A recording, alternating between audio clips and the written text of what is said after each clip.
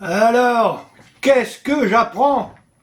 On me dit qu'il y a quelques jours, les reliques de Thérèse Martin, dite Sainte Thérèse de Lisieux, ont voyagé jusqu'à Lusy. Oh, oh, quelle idée!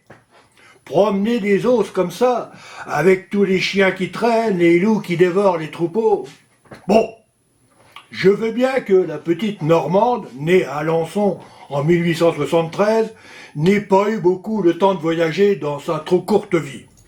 Entrée au couvent à 15 ans, elle y passa toute sa vie jusqu'à sa mort à 24 ans, des suites de la tuberculose. Pas très drôle. Je sais qu'elle avait quand même eu le temps d'aller jusqu'à Rome, demander une dispense au pape pour entrer au couvent. Mais trimballer ses restes dans 70 pays depuis sa béatification, c'est chaud. Bon, je sais bien que Lusy est le village du futur, mais je me demande bien la pertinence du transport des restes de cette pauvrette de nos jours. En tout cas, moi, je vous préviens. Quand je serai mort, je serai mort. Comme disait l'ancien marchand de vin de Poil, quand on est mort, c'est pour la vie. Pas question que quiconque ouvre mon cercueil pour promener mes os aux quatre coins de l'Hexagone. J'ai en effet prévu de me faire enterrer dans le cimetière de Poil, en pays de connaissance, à quelques mètres de mes chers parents, avec lesquels j'ai vécu plus de 58 années de ma vie. Avec une très belle vue sur le Beuvray. Peu utile, il est vrai. C'est pas pour qu'on vienne jouer aux osselets avec les os de mes phalanges.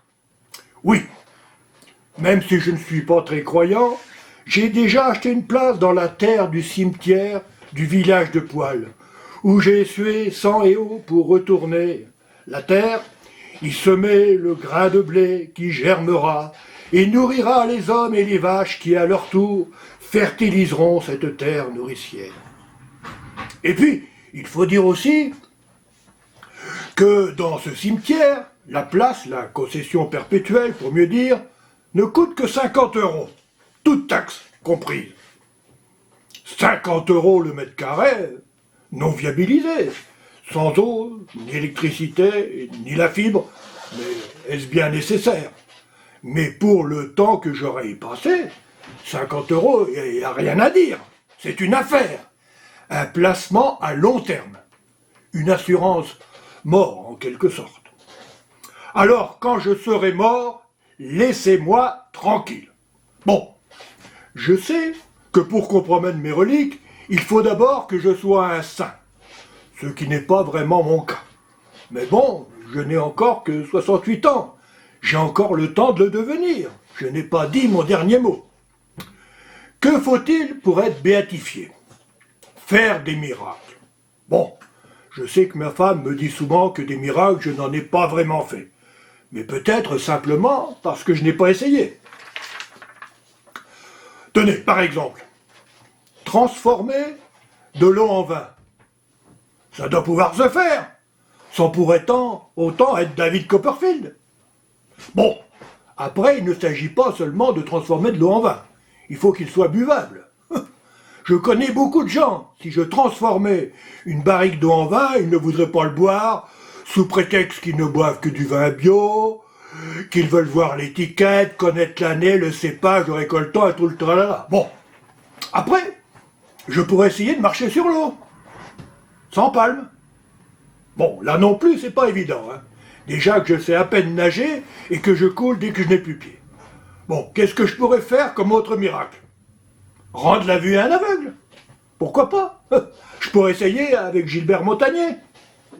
Mais vous imaginez sa tête quand il va se regarder dans la glace? Lui qui se croit beau et se prend pour Ed Charles ou Stevie Wonder. Je ferais d'ailleurs peut-être mieux de lui rendre l'audition. Parce que quand j'entends ce qu'il chante, pas sûr qu'il entende parfaitement. On va s'aimer sur une plage, sur un oreiller. Pas facile. Et puis d'abord, pour être un saint, on peut très bien être saint sans faire de miracle, non? Tenez, Saint-Exupéry, il n'a pas fait de miracle.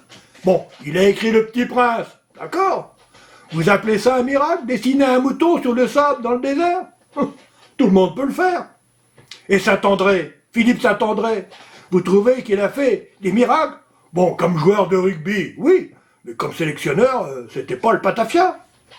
Et puis, Saint-Gétorix, vous appelez ça un miracle de livrer la Gaule aux Romains?